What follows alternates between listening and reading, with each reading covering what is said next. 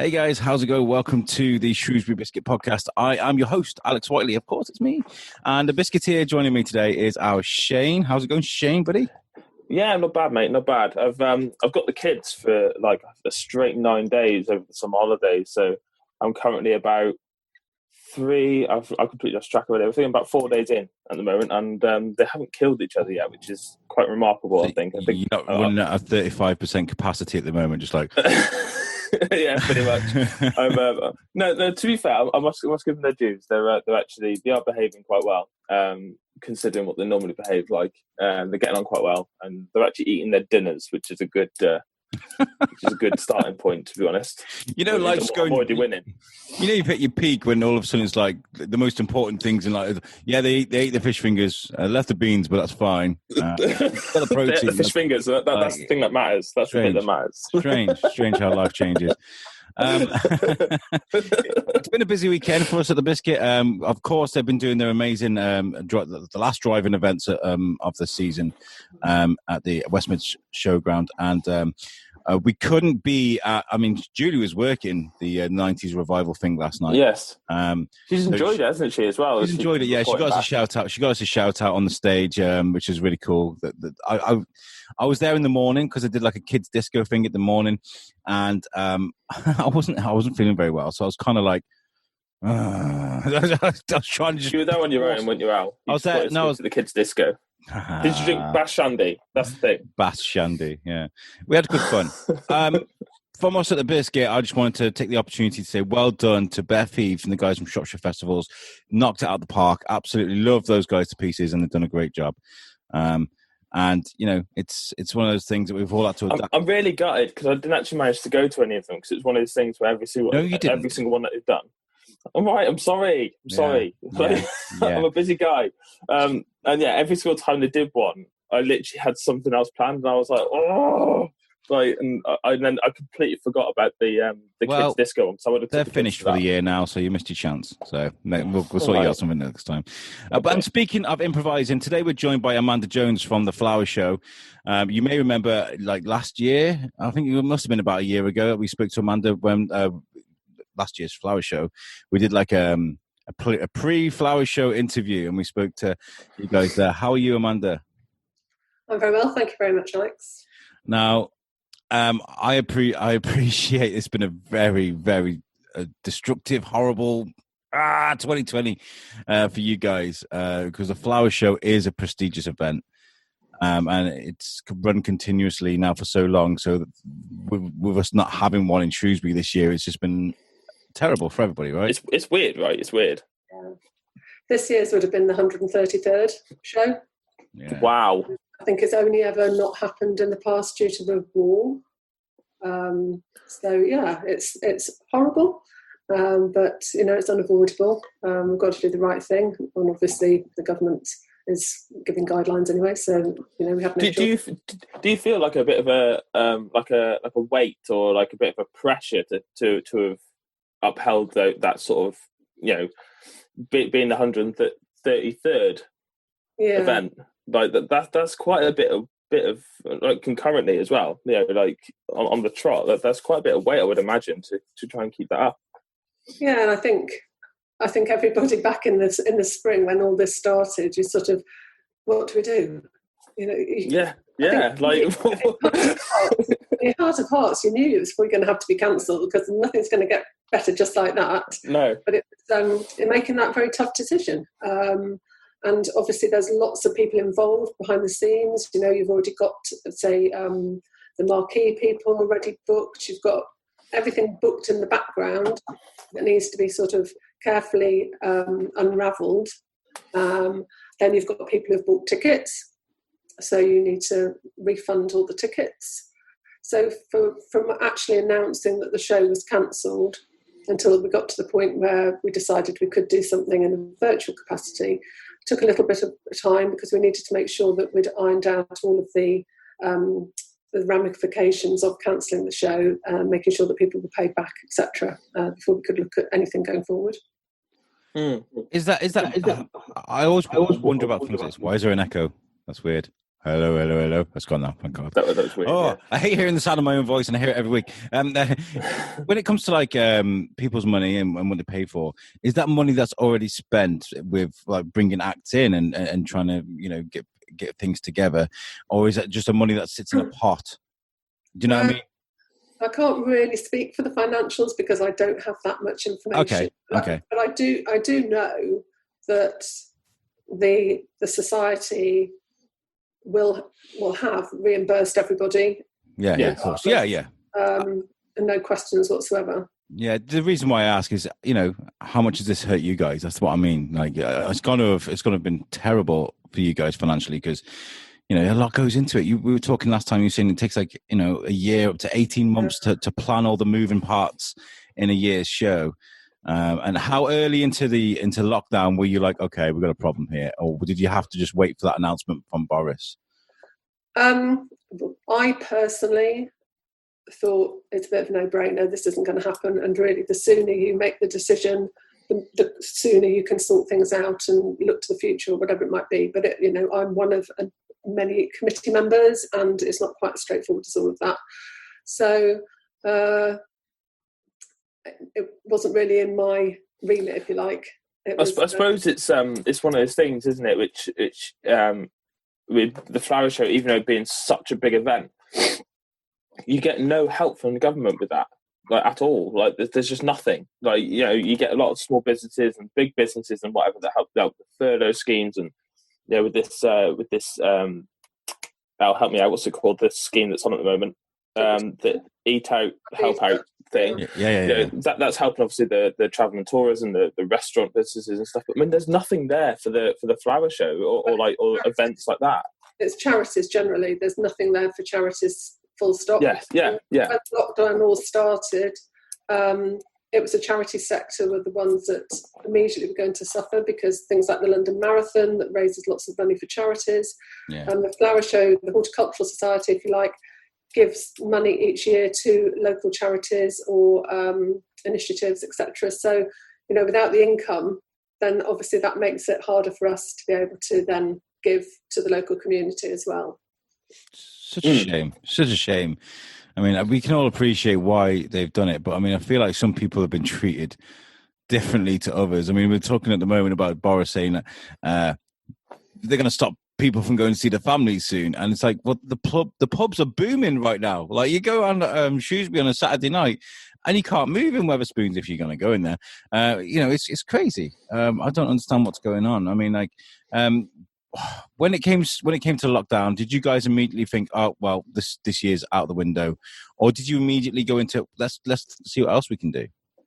Well, I immediately thought if we did nothing else, we could actually broadcast via video a small section of the fireworks from last year on the 2 evenings of what would have been the show this year. I thought at the very least we could do that. That surely couldn't be difficult to do.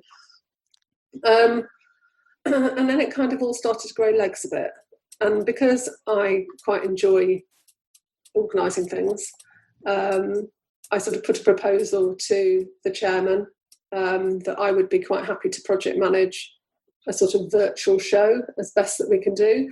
Now, we don't have big budgets for fancy websites or anything like that, but thanks to some very kind people, namely Yarrington and also Paul Shuttleworth from BBC Radio Shropshire, Paul Elton, photographer, and there are others. Excuse me if I've forgotten anybody, but I've managed to get some people to do some really great stuff for us at a fairly minimal cost. So as it's now going to turn out on the 2 days of the show, our website will have a sort of virtual section.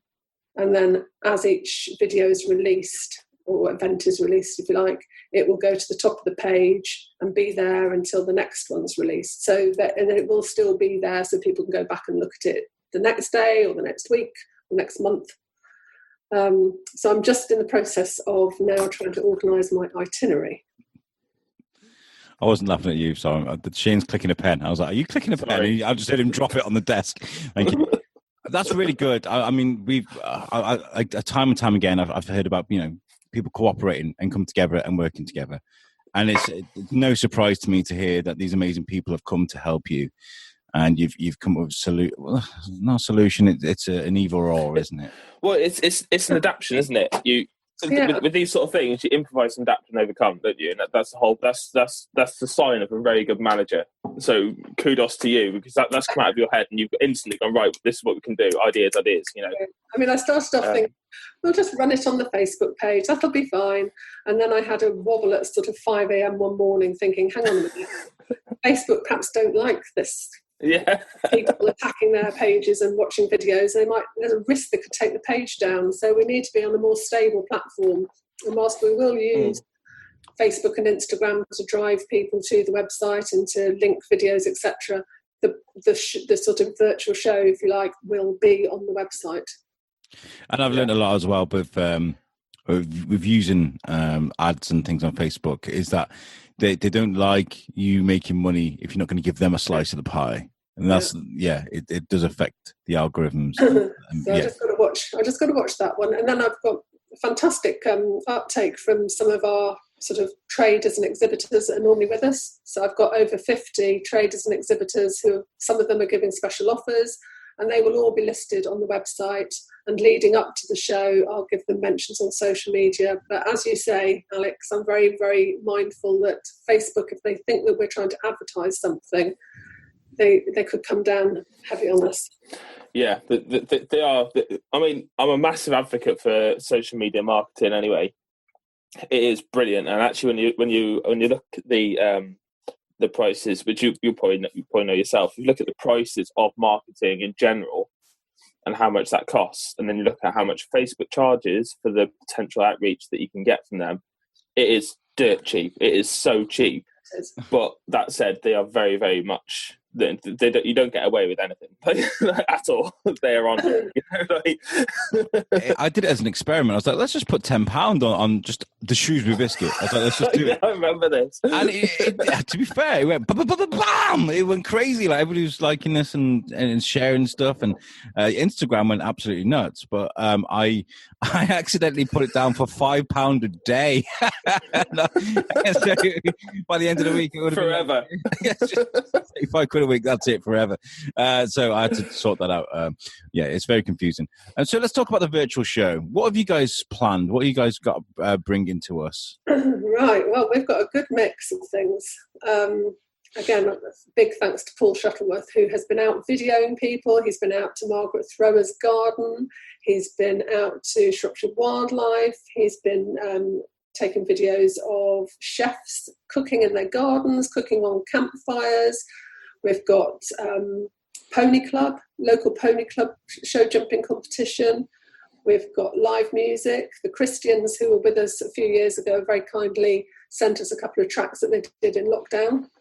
So we've got that to play. We've got other local bands, the Hot Jazz Biscuits and the Ronnies. Hey, we need to make friends with these guys. They've got biscuits in it. Sorry. Go on. Yeah. Biscuit collaboration. We've got flower arranging. We've got one of the exhibitors who normally comes along with sort of giant leeks. Paul's gone to his garden to have a look at what he's been growing this year. So we've got a real mix of things that we hope that people will find something there that's of interest to them. Yeah, because I guess amongst the community, with the flower show, I guess people made friends over the years, right? They used to see the same people at the show every year.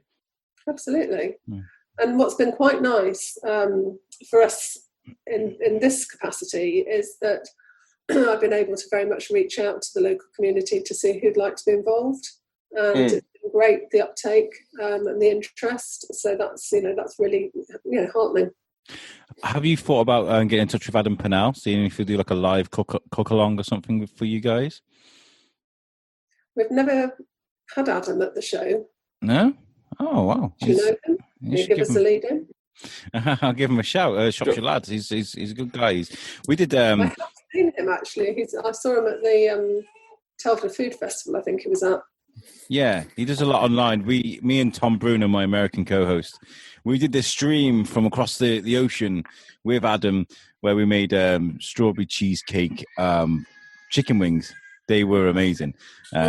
Well, we've got Paul Crowe, Chris Burt, James Sherwin, and we've got James Hitchin from the Owl Bombos. Yeah. And he is doing a very, very interesting talk about gin, and then obviously sharing some really great gin cocktails. Nice. Really cool. I like James. He's awesome.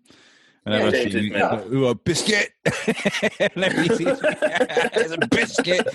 He's all, whenever I've been like, I need a room. I need somewhere to record. He's like, yeah, just do it in the album. It's fine. Yeah, it's fine.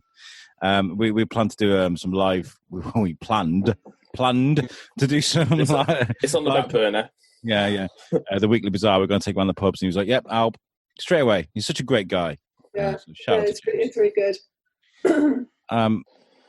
What's the feedback been like online for you guys? The people, if I take it you're talking about it online now.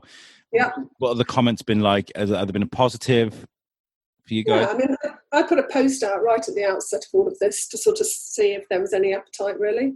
And people were very positive. So, excuse me a minute. No, absolutely fine. It's gaining momentum now. I think now we're into August.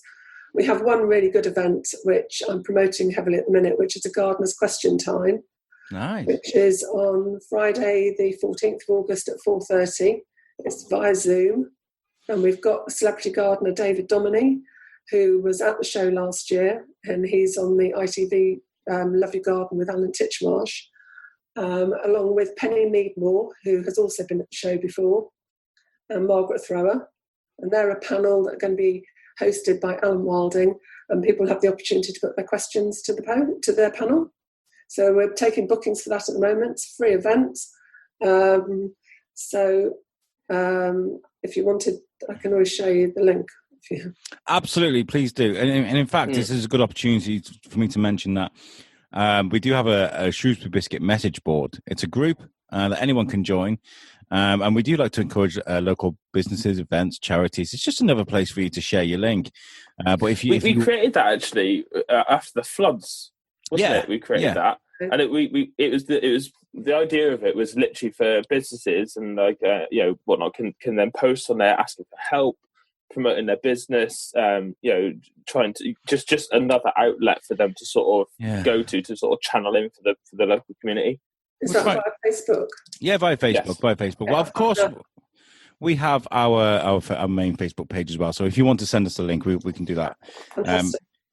Well, it's starting to grow today all of a sudden. And the reason being is a very negative story that I don't want to share. There was an incident that happened in Shrewsbury, and there's lots of desperate people trying to find the culprit. So at the moment, our message board is blowing up. But that's a good thing. It's a good thing that people have got a space to do that. So, if you got a message to share, by all means, use the Shrewsbury Biscuit message board. Ask to join. We'll let you in. This all sounds very positive because it's very easy to get swallowed up in the negativity in the world at the moment, isn't it? There's so much, especially when it comes to social media, there's so much negativity. There's just this opinion ping pong rally that's just been going on for how do you guys escape that whilst trying to plan this thing that you didn't want in the first place, but you've got to anyway? How do you do that? It's horrible, right? I don't know. I'm waiting for the negativity. Don't worry. I think I just ignore it. Just like, whatever, don't watch it, don't look at it if you don't like it. Exactly. We're just trying to do something that hopefully will bring a smile to some people's faces and give something, it also gives us content to keep sharing over the coming months. So it's great for us to then have all of that to keep in front of our followers. Fantastic. So moving forward, obviously you're creating this sort of online virtual flower show for people. Now, growing up, I never really went to a flower show because I could never afford it. And my mum, we're quite a big family, so for all of us to go to the flower show is going to cost a fortune, and it just never was never an option for someone like me. It wasn't until I actually went with Al for the biscuit. It was the first time I went, and I was absolutely blown away. Like last year was just phenomenal, and I was gobsmacked, and all of a sudden it all made sense. Like I was like, oh, that's why everyone likes it so much, So with it being a virtual thing, is that something you think might stick? Would you maybe do some sort of like pay, maybe a subscription thing? So like, maybe people can pay and then watch it from home for the people that might not be able to get to the flower show, and sort of run the two concurrently? I absolutely think, why not? I think all of this has made us embrace change and do things in a different way. And if you can actually reach people who perhaps can't leave the house, can't afford to go, if you can reach them by different means, I absolutely think that has to be the way forward. Absolute breath of fresh air to hear you say that. Absolutely. Yeah. Because, it's one thing to sit and complain about, the move to being virtual and being online and, I've never used that before. But there's an absolutely different thing to be like, let's conquer this. Let's do this and let's make it our own, because that's what you guys are doing. And we owe you guys an awful lot as well from the Flower Show, because last year was one of the most memorable moments of my life, and especially my career as the Biscuit. So bad. It was just amazing. Me and Shane had one of the best days ever. Yeah. And then when I got asked to interview Scouting for Girls, I was kind of like, I had this weird moment of yes and it was unbelievably funny. I've said it before on previous episodes, but Al is one of those sort of people that, like, on the surface, he's like a duck on water. On the surface, he's cool, and he's like, let's get this done. Yeah, we're going to interview Scouting for Girls. Yeah, why not? Just interview Scouting for Girls. And then he goes away and they get him on his own. And all of a sudden he's like, oh my God, we're going to interview Scouting for Girls. Oh my God. I overthink. Absolutely overthink. He gets a notepad out and he's like ripping pages out of it and he's scribbling like mad. What do we ask him? What do we ask him? What do we ask him? And I was going, Al, just chill. Just chill, dude. Like, what's the matter with you? Like, they were really nice, weren't they? They were down to earth guys. They were lovely, yeah. They were lovely. I absolutely overthink. And I always remember as well, I stood at the side of the stage. They were watching the motorbike display up on the stage. And I was stood down the side. And I remember somebody went up and asked if they could do the interview with us. And I remember one of them just looked at me, side-eyed me, and then looked up to the guy carrying on talking. I thought, oh, no. They're going to do the whole, I don't want to talk to them. But they came down, and they were the nicest guys ever. Honestly, we had such a nice chat. They invited us into the VIP room. They're like, do you want to drink anything? And we were like, no, we're fine. We won't take too much of your time. And they gave us such a great interview. But as well, we had such a good time with speaking to some of the traders and a lot of people taking part. And that's where, a lot of the pain's going to be, isn't it? That people can't be out there selling. Because I guess it's a highlight for people at the Flower Show, right? Yeah. And I mean, last year we really did have challenges with the weather. And you can guarantee that this year is going to be beautiful, can't you? You can just... Oh, yeah. But, it's difficult for everybody. The traders, they've had to probably adapt and go more online and use social media. We'll do our utmost. Those ones that want to be involved, I will do my utmost to actually make sure people can find them and find their details. And as I say, some of them have got really good offers on for over the course of the weekend.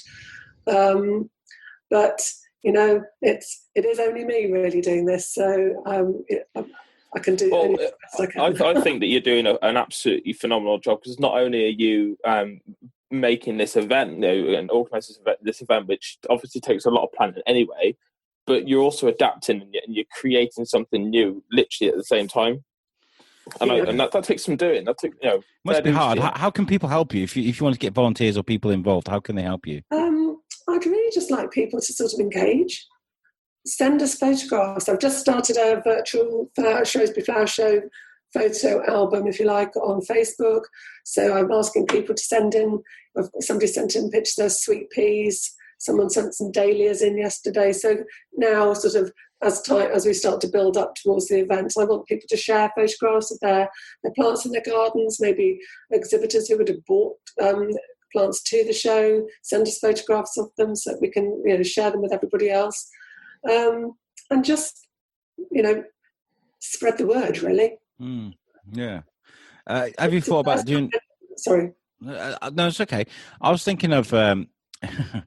have you thought... I was trying to think of a friendly way to put this. Have you thought of doing like a Patreon only? Then you said members only. That was a different thing.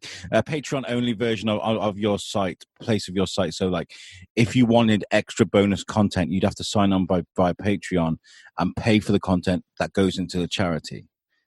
That's a step too far for me this year, I think. Yeah. If we find ourselves in this situation next year, there's a lot we will have learned from this year.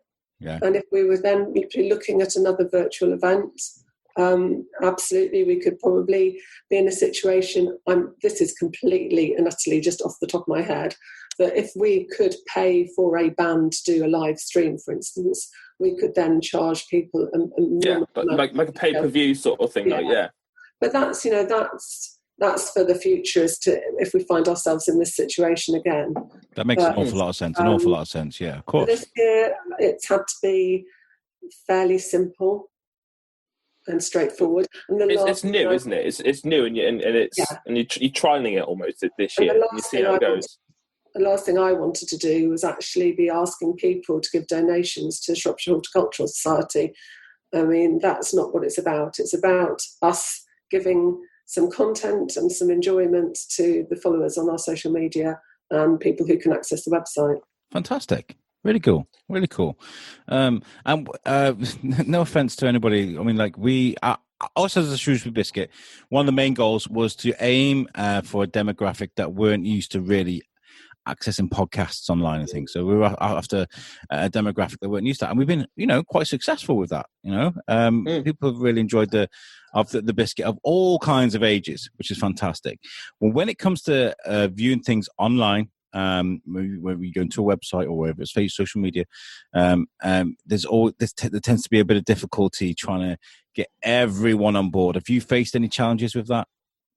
I think the one thing that I was very aware of is certainly a lot of people the older generation that come to our show potentially aren't on Facebook. So another reason to sort of take it away completely from being on Facebook and onto the website meant that at least on the website, everyone can access that. There's no reason, get your grandchildren to come round or your nieces, nephews and show you how to access it. And also it's there after the event. So if you can't watch it on the Friday and the Saturday and you're waiting for a family member to come round to show you, it's still going to be there 2 weeks later. So you can still enjoy it then. I always thought of doing like an infomercial, like those workplace videos, like animation. Pick up your phone, tap Spotify, type in the Shrewsbury Biscuit podcast and play. There you go. I thought that'd be very patronising. People can find out for themselves, but at the same time, there are other mediums to be able to go on. Are you guys, you say Paul Shuttleworth's involved, are you guys going to go on the radio and speak about this, or have you already been? That's a point. I haven't even had a chance to think about that. But yes, I absolutely would. I think when I see Paul later, I'll have a word with him. We got it on the front of the Chronicle this week. Great. So there has been some PR that's going out. I have been contacted by people saying, I thought it'd be you behind it, sort of thing. Hopefully the word is starting to get out, but very good point. I should get onto the radio. I absolutely would. Well, we got there first. You heard it first on the Shrewsbury Biscuit. And if you see Paul, tell him to come on the Biscuit. I'd love to speak to him because I know you used to announce the hockey games I used to go and watch. Oh, okay. So I would give him our email and say, "Yo, Alex wants to chat with you." I think I did message him before, but he must get a high volume of messages through him. Well, I've been keeping him really busy. He has literally been videoing all the time in his garden. He's been doing little clips for me, introductions to the videos. He's been a star. Oh, he's a good guy. He's a good guy. He did my audition. There's this new voices thing that at BBC. Was it him that did it? Was it? It was him that did it. Yeah, it's a bit like the X Factor, but for radio hosts. And you're like, you got a minute to tell a story, and loads of people were there. I was like, I got this. I do this every week. What are you on about? This is my thing, And I brought in this story where I stole the handshake from the mayor and Charlie Adlard. It was a weird thing. I went to tell this story and I fluffed it up. I was just spitting feathers and I went over my minute. It was terrible. I rushed parts of it and he was like, yeah, thanks. He was but yeah, it's a really weird situation where a guy that's used to talking every week, multiple times a week, couldn't do it on that one occasion. It was really funny. That's the pressure of the situation, isn't it? Under pressure. Where can people find your social media and get in touch? Right, so we are on as either Shrewsbury Flower Show or Shrews Flower Show. Facebook, Twitter, Instagram.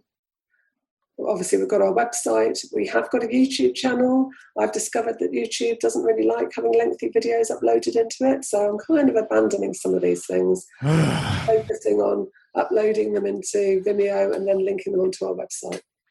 The bane of my life is YouTube. Honestly, yeah, it is so difficult. I was like, guys, we're starting up. I've got another network called USUK, US UK. It's a fun thing we do. I was like, we're going on YouTube. All that stuff's going to be on YouTube. Get excited, everyone. Got everyone rallied up.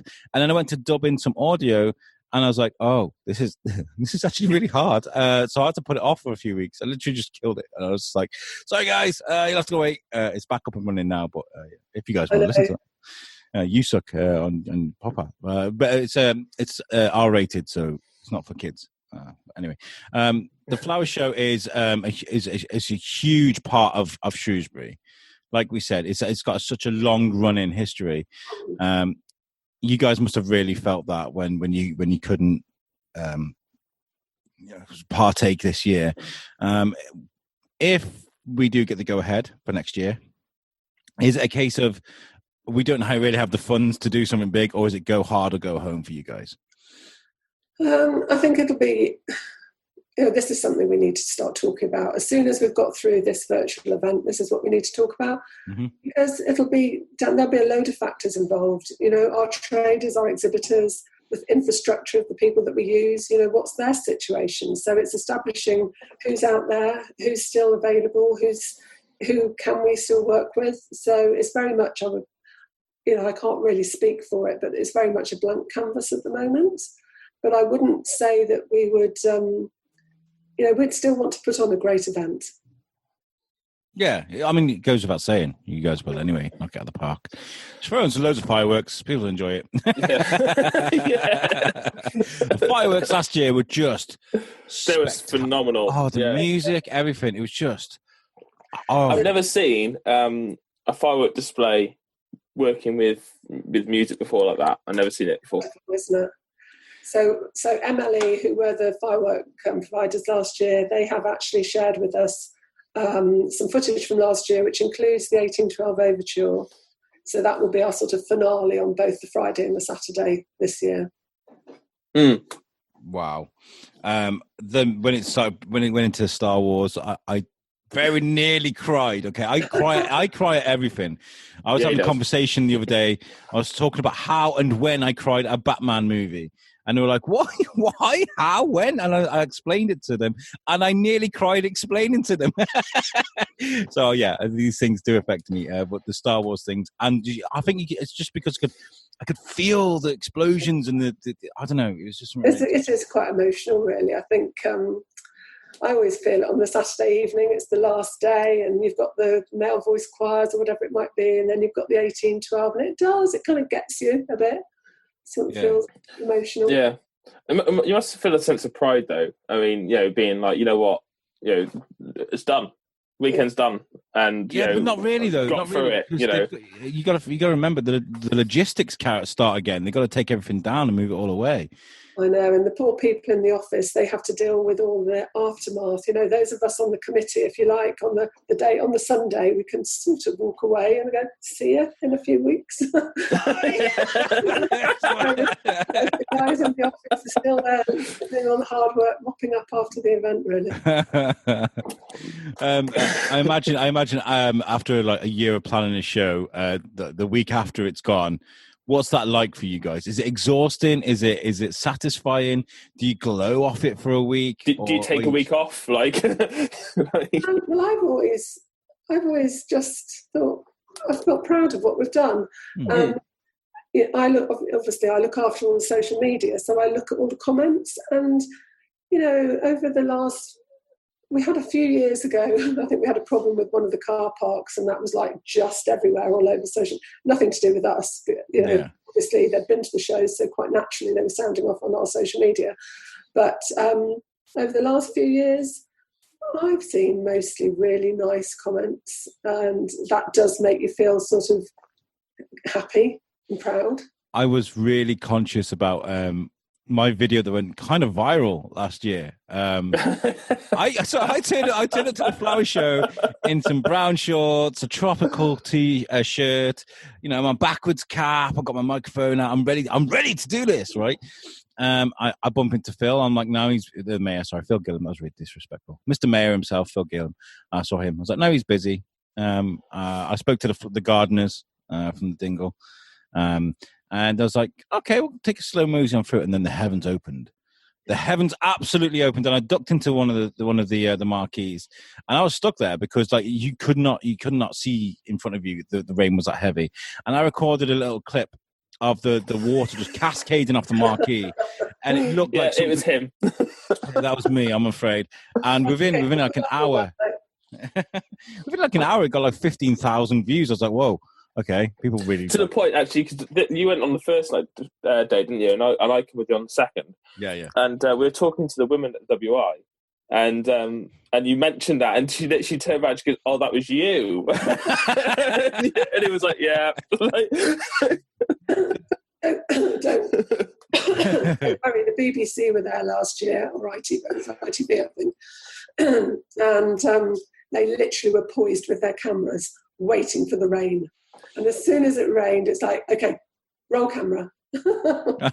look for the guy in the flower shirt. What I do actually, I have to say, is there were the guys playing the bagpipes, and they ducked into it was like a clothes store, but they sold like tartan and stuff, so they were like sort of attached, I guess.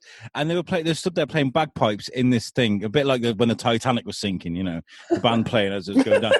But everybody, there's even me, like in my tropical shirt, getting absolutely mullered by the rain. But everybody's just stood like glowing from this music. It was it was a really beautiful moment, and I was just, oh, yeah, okay. Did you cry at that as well? No, I didn't cry because I was too busy getting wet. I was worried about all my equipment. I had all my equipment in my bag, Yeah, you wait. This month it's going to be glorious. Yeah, I know. But I mean, I guess that's also a good thing, is that people have been spending a lot of time in their gardens because the weather has been nice through lockdown, ironically.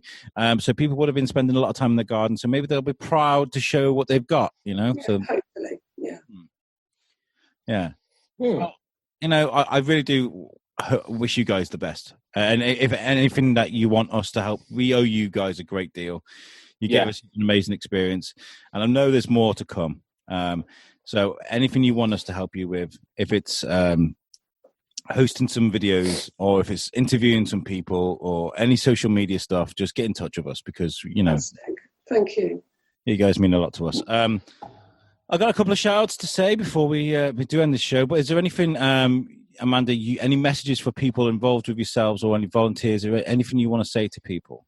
Well, I just want to put a big thank you out to all of those people who have supported me, the committee members who have been helping getting things through for schools competitions, children's competitions, and as I've said earlier, Paul Shuttleworth, Paul Elton, and Yarrington, who have particularly been helpful to make all this work. Yeah, fantastic.